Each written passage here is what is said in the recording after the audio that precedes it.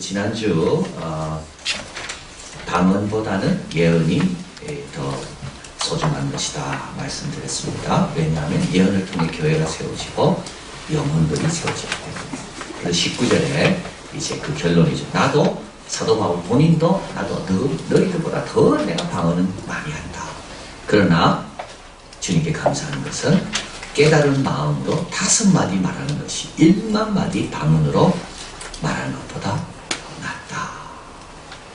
그래서 1만 마디 방언하는 것보다 깨달은 마음으로 5마디 말하는 것이 훨씬 낫다. 자, 그러면서 이제 오늘 본문은 예배 모임이 어떻게 진행되어야 하는지 아주 일반적이고 세부적인 지침을 제공합니다. 첫째 모임의 특징이 26절. 그런지 형제들아 어찌할꼬 너희가 모일 때 찬송시도 있고 가르치는 말씀도 있고 계시도 있고 방언도 있고 통역함도 있나니. 그래서 하나님께서 모일 때마다 여러 사람들에게 예배를 섬기고 예배를 통하여 하나님의 뜻이 드러나므로 다양한 은사들을 주신다는 것. 어떤 사람은 찬송을 잘 이렇게 시적으로 표현하고 하나님에 대한 찬양을, 어떤 사람은 또 가르치는 말씀의 은사가 있어 잘 가르치고, 어떤 사람은 또 계시가 있어 예언이죠. 하나님의 뜻을 잘 또 전해주고, 방언도 있고 통역함도 있고. 그래서 이런 것들이 이제 모일 때마다 다 하나님께서 우리에게 골고루 부어주신다는 겁니다. 그래서 교회 모임은 성령에 의해서 자유롭게 흘러가는 공동체다. 그러나 여기에 뭐가 있다고요? 질서가 있고 배움이 있다. 이게 뭡니까? 덕을 세우기 위해서야. 자, 이제 이 내용은 쭉 나오는 겁니다. 첫째는 방언입니다. 만일 누가 방언을 말하거든 두 사람이나 불과라는 말은 최대한 3사람까지만 방언해요. 그러니까 방언 받았다고 막 10명이 나오고 이 사람 끝나고 또 방언하고 그 사람 방언하고 그러니까 막 24시간 계속 그러지 말라는 거예요. 자, 이제 방언으로 기도하다가 누가 방언으로 좀 하나님 말씀 전해야겠다. 그러면 어떻게 하라고요? 2사람 또는 3사람을 하라고요. 그것도 차서를 따라서 하고, 그리고 한 사람이 반드시 통역해야 된다. 그리고 28절, 만일 통역하는 자가 없거든 어떻게 하라고요? 교회에서는 잠잠해라. 야, 또 지금 강조하잖아요. 지금 통역하는 자가 없는 내가 방언으로 찬양해요? 그건 신령한 것이 아니라 뭐라고요? 그건 성경 말씀을 모르는 겁니다. 통역하는 자가 없으면 방언을 어떻게 하라고? 교회에서 잠잠하라고. 그러니까 여기서 말하는 건 혼자 기도하는데 그 말이 아니고, 앞에 나와서 기도 순서가 있는데 방언으로 기도한다. 잠잠하라는 거. 방언으로 찬양하고 뭐 방언으로 뭐 하고, 이런 사람들은 통역하는 사람이 없으면요 교회에서는 잠잠해라. 그리고 자기와 및 하나님께만 말해라. 그리고 방언의 은사가 받았습니다. 그래서 방언과 통역하는 사람이 있다 할지라도 어떻게 하라고요? 순서를 따라 해라. 순서를. 그리고 2-3명, 3명까지는 넘어가지 않도록 해라. 얼마나 사도 바울이 구체적으로 딱 지도. 왜냐하면 방언만 있지 않죠? 그게 뭡니까? 예언도 있고 찬송시도 있고 계시의 말씀도 있고. 그래서 방언으로만 다 예배가 진행되도록 독점하면 안 된다는 겁니다. 자, 그 다음에 여기서 이제 중요한 내용이 나옵니다. 이 방언으로 기도하는 사람이 하나님께서 방언을 주셔서 기도하려고 하는데 깨닫는 겁니다. 통역하는 자가 없구나. 그러면 방언 기도하지 않는 것. 이 말은 뭡니까? 하나님 주신 영적인 은사라는 것은 우리가 얼마든지 통제할 수 있도록 그렇게 주신다는 것. 그래서 그 무아지경으로 들어가는 엑스타시라 그럽니까? 그거는 사실 성경적인 건 아닙니다. 왜냐하면 여기 분명히 나와 있잖아요. 순서를 따라 하라는 말은 뭡니까? 내가 순서를 기다릴 수 있다는 겁니다. 지금 내 순서가 올 동안 요거를 잘 내가 참고 있을 수 있다는 겁니다. 그래서 하나님은 은사를 주실 때, 영적인 충만함을 주실 때 이것이 우리의 지성과 함께 일하도록 주시지, 이것이 나의 모든 것을 사로잡아가지고 뭐 입신이라 그러나요? 그런 경우는 아주 특별한 경우입니다. 그래서 본인이 통제할 수 있는 거예요. 지금 여기 통제하는 사람이 없구나. 그러면 안 하는 거예요. 그냥 본인이 아는 겁니다. 은사가 왔지만, 본인에게 은사가 있지만 본인이 얼마든지 통제하는 거. 벌써 3명이 했어요. 그럼 나는 하나님의 뜻이 다음에 하라는가 보다. 본인이 얼마든지 다 쓸 수 있다는 거. 그래서 하나님의 영은 인간의 지성과 뜻을 무시하거나 짓밟지 않는다. 하나님은 우리와 함께 일하시는 겁니다. 그래서 예배가 순서가 있는 거죠. 자, 두 번째 예언입니다. 예언하는 자도 마찬가지입니다. 둘이나 셋이나 말하고 다른 이들은 분별할 것이요. 이 말은 뭡니까? 다른 이들은 잘 새겨서 듣는 겁니다. 하나님의 뜻이 무엇인지 주의하고 경청하며 생각합니다. 데살로니가전서 5장 19, 22절 읽어봅니다. 성령을 소멸치 말며 예언을 멸시치 말고 범사에 하려 좋은 것을 취하고, 여기서 좋은 걸 취한다는 말은 뭐냐면 예언을 할 때, 예언을 들을 때를 말하는 겁니다. 그냥 일반적으로 뭘 선택할 때 좋은 걸 취한다는 말이 아니라 성령을 소멸치 말고 예언을 멸시치 않는데, 그럴 때 예언의 말씀을 누가 줄 때 이걸 갖다가 어떻게 해요? 정신을 바짝 차리고 내가 이게 하나님께 온 건지 이게 아닌지를 잘 분간하며 듣는 겁니다. 그래서 몇 가지 기준을 여기 적어드렸죠. 첫째, 이 메시지는 하나님을 영화롭게 하는가. 두 번째, 성경과 조화가 되는가. 세 번째, 교회의 덕을 세우는가. 네 번째, 이걸 말하는 사람은 성령의 열매를 맺기 위해서 돌아가는 자가. 이런 기준을 가지고 듣는 겁니다. 야, 하나님 영광을 위한 거라면 저는 내가 그대로 순종해야 됩니다. 교회 덕이라면 순종하는 겁니다. 저분이 저 메시지를 위하여 정말 노력하고 애쓰는 분이구나, 순종하는 거예요. 잘 분별해야 되는 거죠. 자, 그래서 예언하는 자는 둘이나 셋이나 말하고 다른 이들은 분별해라. 아무 생각 없이 아무렇게나 아멘하고 아무렇게나 뭐 따라가지 말고 잘 분별해라. 하나님의 말씀에 맞는 건지. 자, 그리고 30절에 만일 곁에 앉은 다른 이에게 계시가 있거든 먼저 하는 자는 어떻게 하라고요? 잠잠. 이 말은 본인도 들으라는 거예요. 본인도 들으라는 거예요. 그래서 어떨 때는 하나님께서 나를 통해 다른 사람에게 메시지를 줍니다. 그러나 또 나에 대한 메시지는 다른 사람을 통해 나한테 오는 겁니다. 그래서 내가 말할 때는 잘 해야 되지만 동시에 또 다른 사람을 통해 나에게도 주시기 때문에 다른 사람이 말할 때는 잠잠해라. 독점하지 마라. 경쟁하지 마라. 성령께서 말하게 하시는 따라 자기 역할을 다 했으면 잠잠하고 다른 일을 통해 주시는 말씀을 들어야 되는 것. 32절.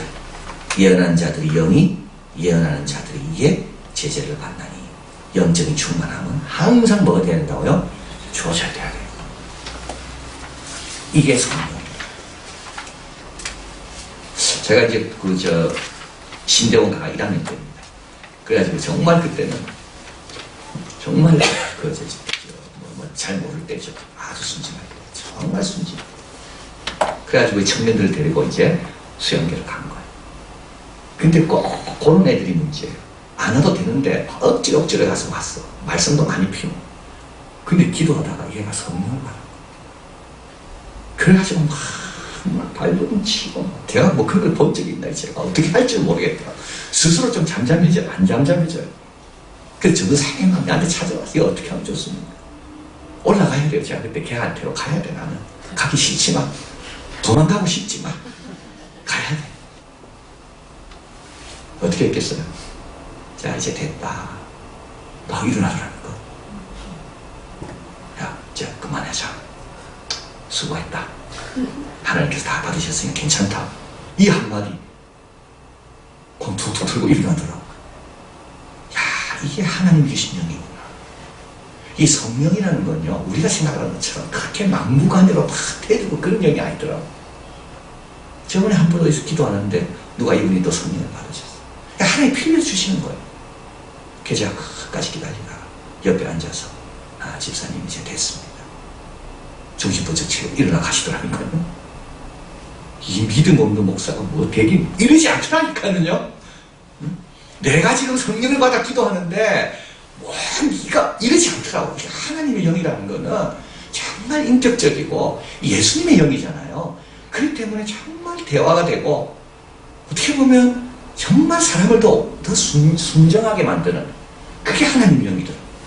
그러니까 이게 통제가 되는 겁니다. 영적 충만함은 항상 조절이 되는 겁니다.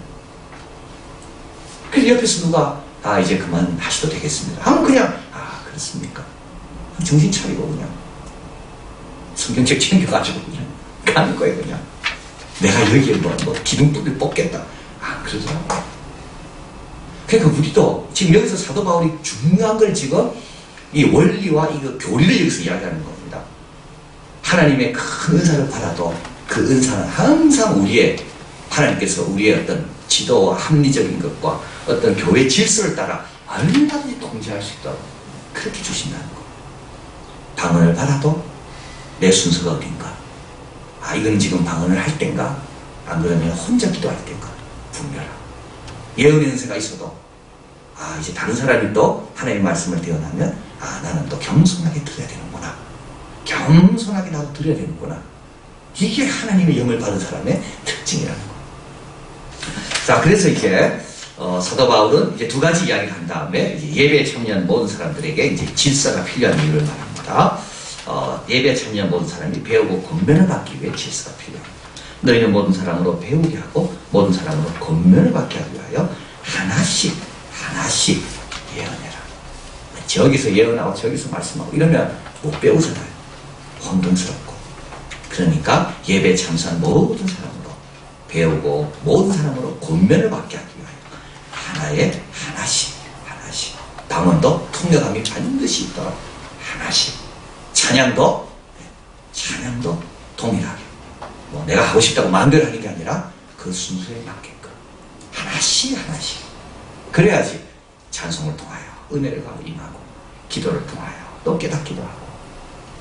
그래서 첫 번째 질서가 필요한 이유는 예배에 참석한 모든 사람이 배우고 권면을 받기 위해서. 두 번째는 이 예배가 하나님의 성품에 합당한 예배가 되어야 됩니다.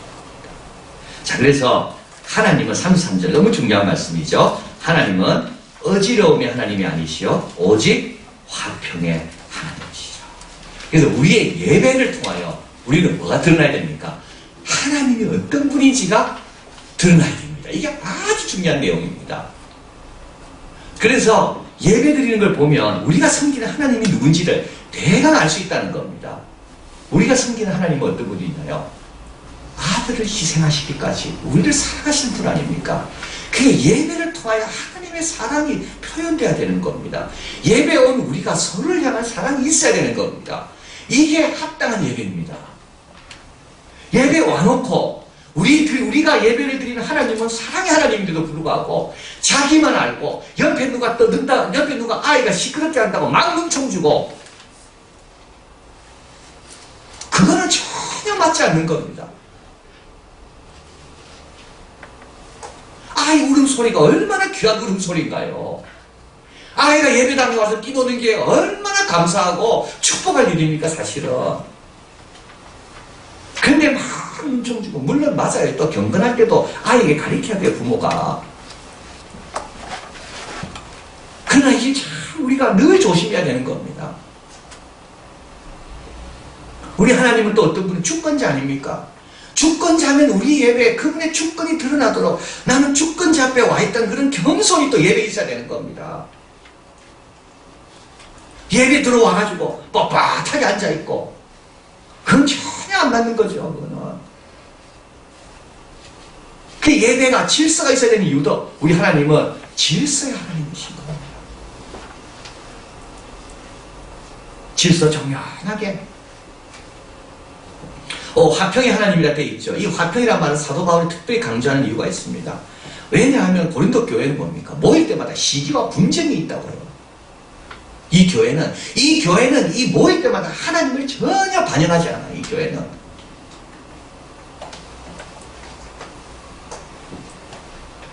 자기 과시하고 싶어하고 방언은사 받은 거 가지고 신분에 상승된 것처럼 다른 사람에 막 과시하려고 막 계속 방언으로 기도하고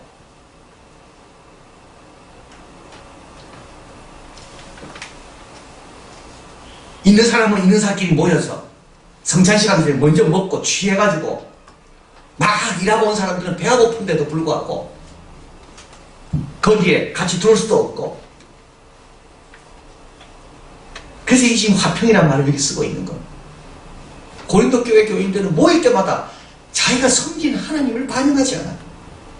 그리고 우리가 너무 조심해야 되는 거예요. 모일 때마다 우리의 예배, 우리의 찬양, 우리의 기도가 우리 하나님은 주권자시고 사랑의 하나님이시고 전능하시고 이런 것들이 여기에 반영되어 있는가? 나는 그 고백과 그 성품에 합당하게 예배를 드리는가? 물론 경직된 형식은 없습니다. 그러나 기강 없는 열광도 없습니다. 뜨겁지만 거기는 질서가 있습니다. 춤입니다. 춤. 우아한 춤이라고 그래요. 춤이라는 거는요, 이 기본이 안 되면 절대 춤이 우아해질 수가 없습니다. 같이 춤을 추는 거는 더 그렇습니다. 아름다운 성가도 그렇습니다. 목소리가 있다고 지 맘대로 다니는 게 아니죠. 화음에 맞추기도 하고 박자에 맞춰야 되고, 그럴 때 어떻게 됩니까? 그럴 때 정말 아름다운 겁니다. 한계가 있는 거죠. 한계가. 이 박자라는 게 한계 아니겠어요? 더 이상 끌지 마라. 이까지만 끌어라.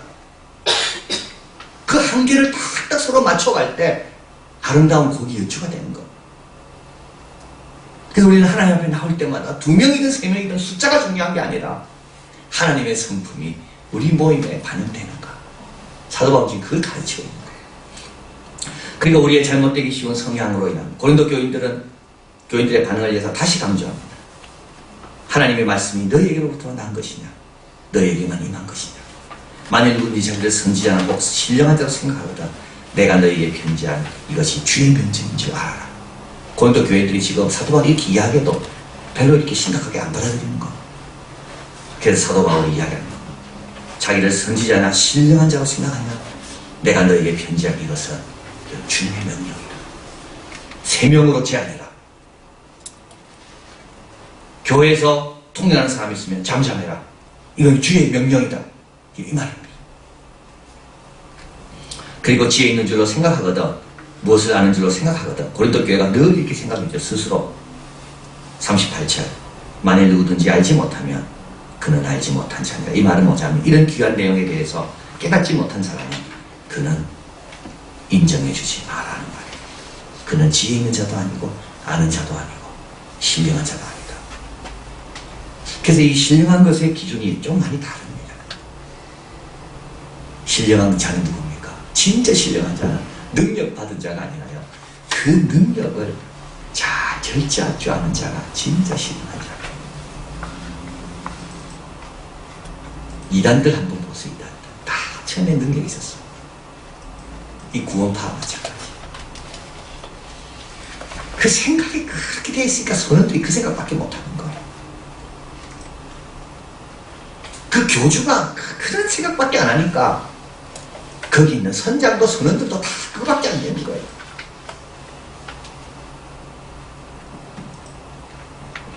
처음엔 다 능력이 있었을 거예요.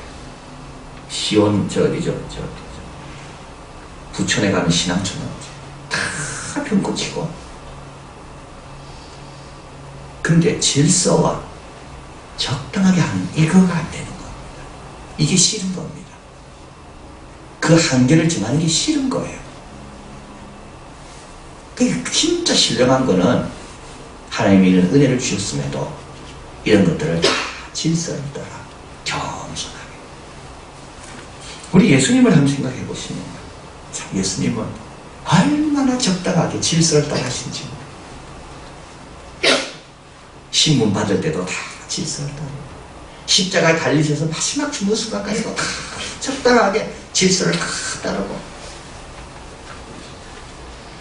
자, 질서는 자기에게만 너그러운 남용을 절제하기 위해 필요합니다. 우리 성향이 그렇지 않다는 겁니다. 그래서 조금만 은혜 있고 조금만 뭘 체험하면 어떻게 됩니까? 우리 성향은 내가 뭘 안다, 나는 신령한 자다, 내만 말씀 받았다, 이런 식으로 생각하고 행동하는 경향이 우리에게 너무 많이 있다는 거. 그래서 필요한 게 뭐라고? 그래서 질서라는 거예요. 그래서 질서는 자기에게만 너그러운 남용을 절제하기 위해 필요하고, 모두의 은사를 사랑 안에서 공동체를 세워가는데 함께 일할 수 있는 분위기를 창조하기 위해 필요한 것이 질서입니다.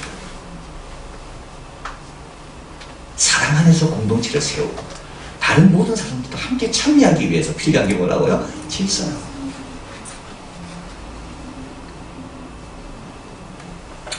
하나 은사 받은 사람만이 막 장하고 독점하고 이게 아니라 두세 명 정도 하고, 그 다음에 예언 받은 사람 두세 명 정도 하고, 그 다음에 찬송시가 있는 사람이 또 찬송시로 하나님께 영광 돌리고, 그래서 골고루 다 참여하면서 몸을 이루어가는 것. 그걸 위해 필요한 게 질서. 근데 우리는 잘못되기 쉬운 경향이 있다는 거. 특히 언제? 은혜 받을 때. 은혜 받을 때 더 조심해야 돼요. 자, 39절 40절 결론입니다. 같이 읽어봅니다. 그런즉 내 사랑하는 형제들아 예언하기를 사모하고 강한 말하기를 금하지 말라. 모든 것을 적당하게 하고 질서대로라. 여기서 중요한 것은 모든 것입니다. 모든 것입니다. 하나님 주신 귀한 은사도 적당하게 하고 질서대로 해라.